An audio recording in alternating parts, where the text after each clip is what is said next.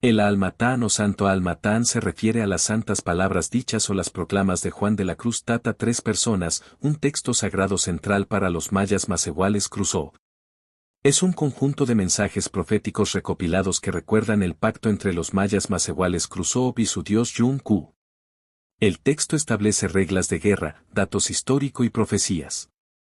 Además, profetiza la liberación del pueblo maya macehual de la opresión de los extranjeros. Surgió alrededor de 1850 durante la Guerra Social Maya. Se cree que existen diferentes versiones aproximadas de este libro en los centros ceremoniales Crusoe.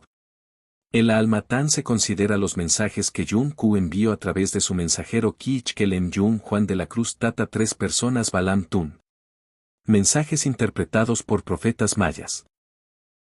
Santo Almatán no es en ninguna forma un libro concebido únicamente como testimonio histórico o anecdótico del tiempo en que los hombres hablaban directamente con Dios, es decir, para los mayas su valor no reside en la referencia histórica que hace, sino en la promesa divina de regresar a su antigua autonomía y crear una nueva sociedad en la tierra ancestral maya. Porque esa es la voluntad de Yun-Ku.